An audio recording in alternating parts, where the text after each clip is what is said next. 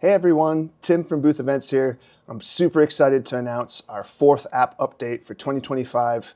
This is a big one. Strap in. I'm going to show you what's new in this update. I'm going to drive you around to just show you all the new things to look at so that you don't have to spend time trying to figure out where everything is. I've been excited to bring this one to you for a long time because it's got some features you've been asking for. We've really listened to your feedback. Almost all of the features I'm going to talk about today are directly things you've asked for, and I can't be more excited just to show it off today.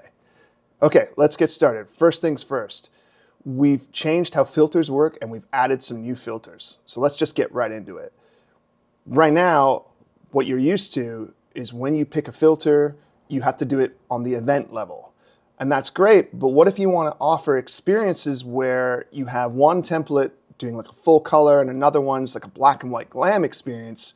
You don't have a way until now of having all of those experiences be seamless in one event.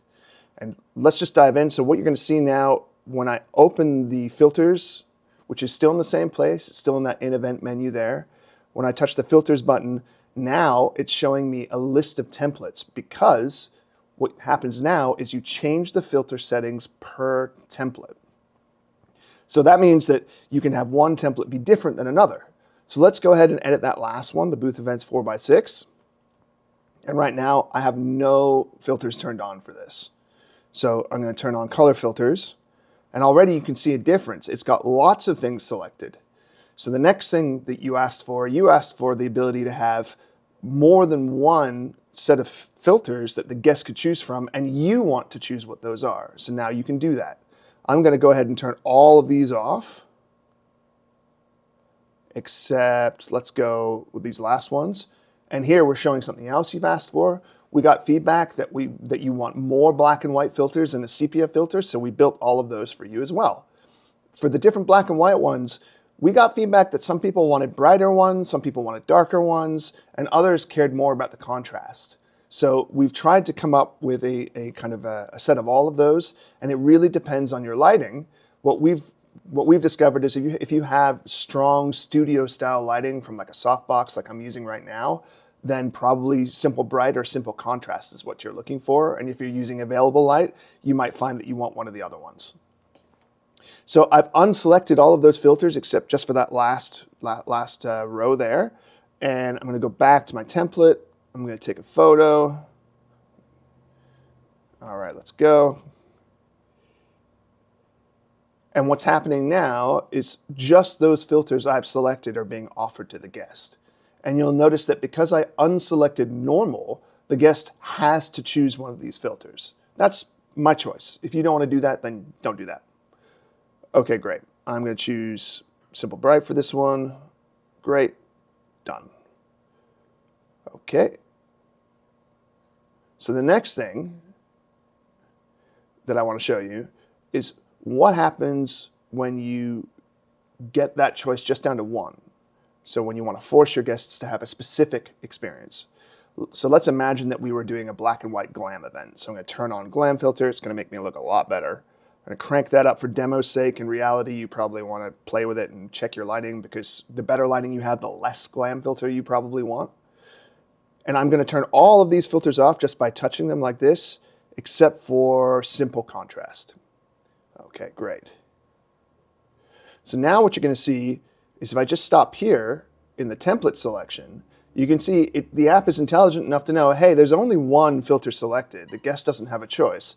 So it's already applying that to the template preview. So that's really great. That shows the guest right up front what kind of experience they're going to have.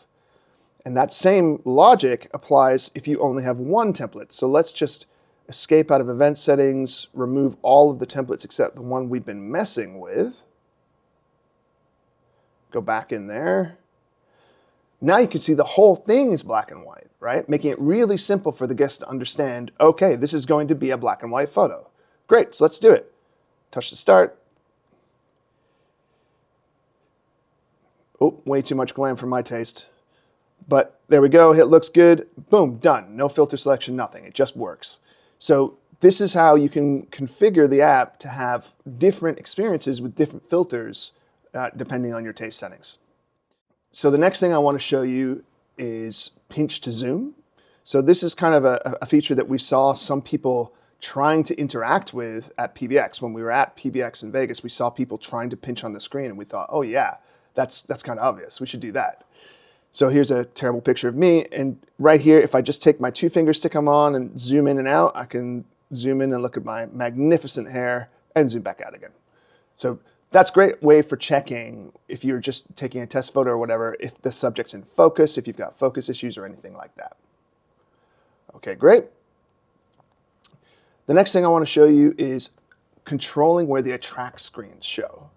So one of the things that we've had so far as an issue is if you have a certain setup and you've got like a capture station and a share station, maybe you've even also at the same event got an iPad doing everything all at once, you might not want the attract screen that you assign to the event to show on all of these devices. So we've had quite some feedback about that. So what we've done is we've made a change. Oh, wrong tab. So it's on the first page of event settings here. If I scroll down, so there you can see we've got that attract screen shows on, and then it's capture and share, capture stations, and share stations. So what that means is by default, it's showing on everything. No matter what you choose, it's always going to show the attract screen. But let's say for some reason, I don't want that. I only want the attract screen to show on share stations. Well, I can unselect everything except share stations like that. Now, if I put my attract screen delay to super short just to prove a point, and launch the event,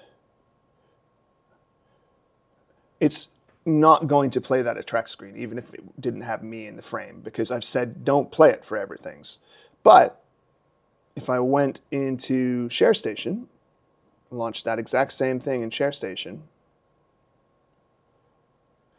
now I'm going to have to get myself out of the frame. I'm just going to turn the iPad to the side here so it can't see my face, because otherwise it can see my face and it knows I'm there. There we go. After just a few seconds, boom, we have the attract screen.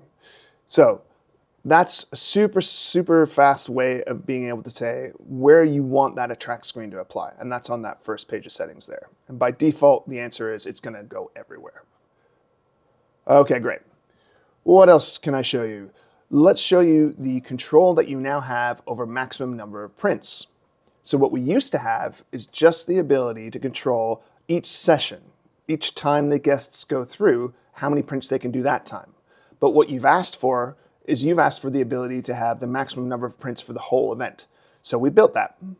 So if I go to the last page where the printer settings are, wrong button there, you can see how it says this event has 39 prints. So we've added that to show you right there how many prints there have been on this event so far. I've already been using this event for quite a bit for testing, so that's why there's already 39 prints on it. And now you can see on just a couple down, you've still got that max prints per session. So that means like the guest going through can just print 4 and then they have to take more photos. But now we've got this max prints per event as well. So I'm going to hit that touch here to set.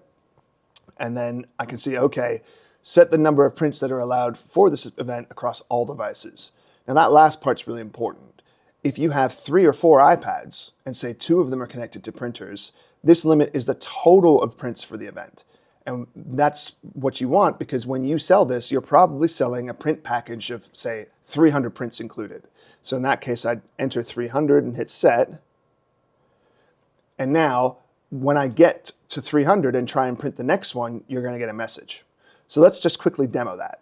We've already got 39 prints, so let's go ahead and set that to 39.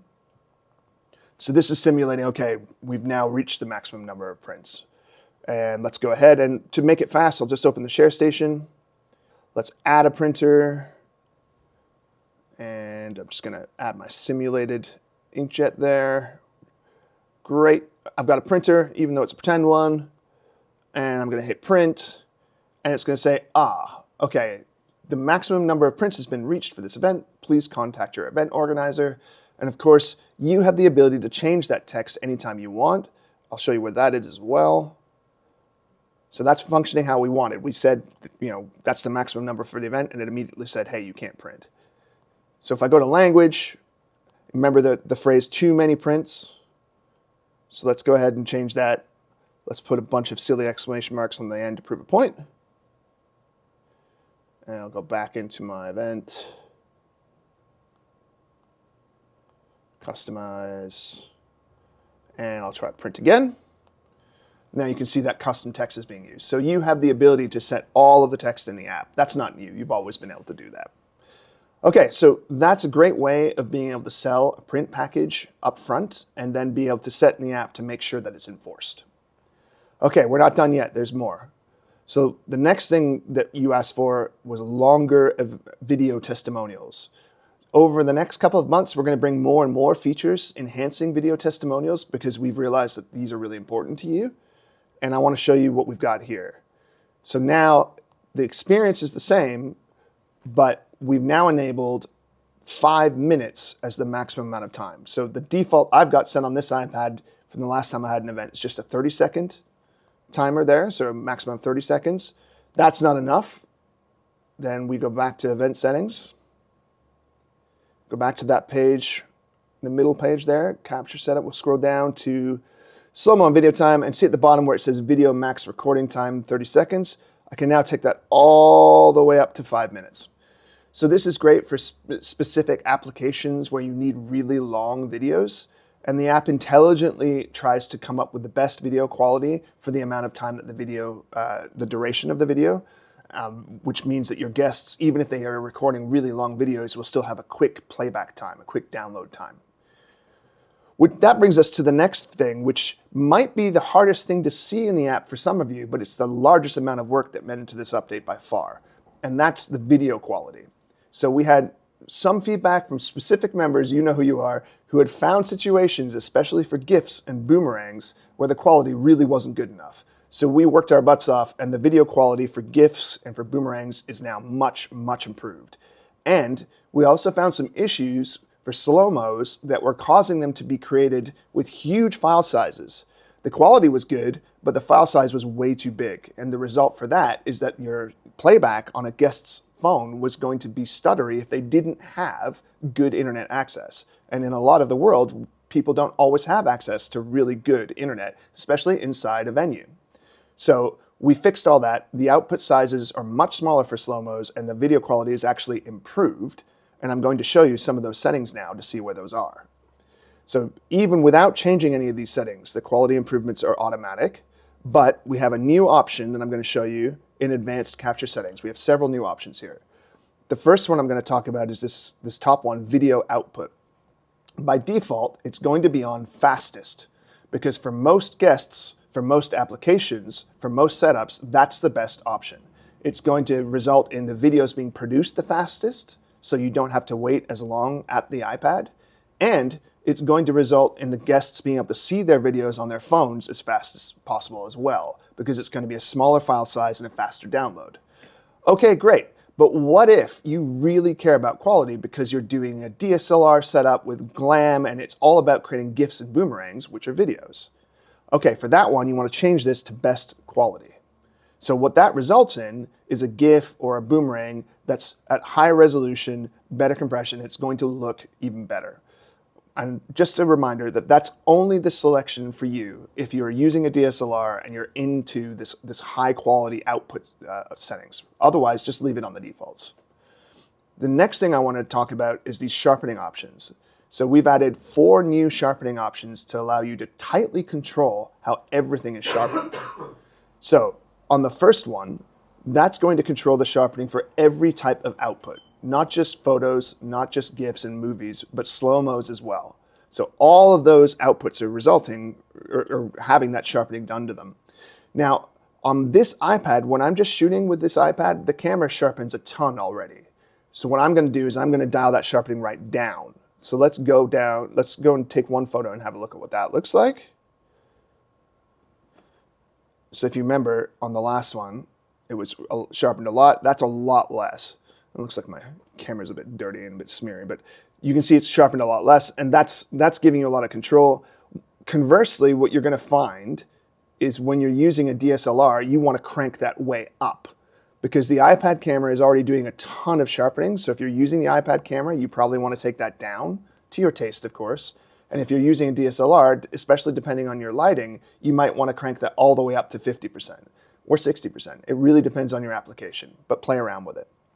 We let you can choose the sharpening radius. If you don't know what that is, don't touch it. 1.5 pixels is the correct setting. And additional sharpening for prints. So what that means is we do the base sharpening on the photo when we take it, and then we can make it sharper still for your printer.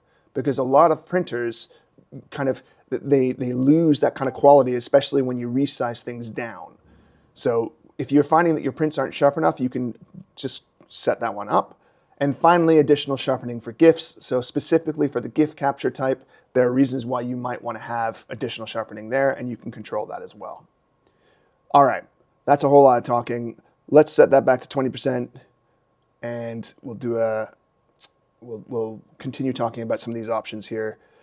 I also want to talk about the last option that we've added as a setting, which is we've had some people give us the feedback for privacy reasons. They need to be able to turn off the gallery buttons in the in-event menu. So just to remind you what that is, when I'm here and I hold my two fingers on the screen, right here, I can get to this iPad or the cloud. I can open the gallery, right? And that's going to let me see all of the photos that were ever taken in that gallery. Now, we got some complaints from people saying, hey, that's not okay. I need to get rid of those buttons. So where you do that is on that first page of event settings at the bottom there. See where it says in-event menu has gallery buttons. I'm just going to turn that off, go back up. And now the in-event menu doesn't have those buttons anymore. So if that's important to you, if that privacy control is important to you, then use that setting to change it. All right, it's been a ton of fun going through all of these. I'm not gonna try and do a high quality video in today's video because I haven't had time to set everything up, but take my word for it. The video, the GIF, especially the boomerang output is incredibly improved for this release. We're looking forward to hearing your feedback. We're super happy that we were able to bring these improvements based on your feedback, so please do keep that feedback coming. And all the best for your next event.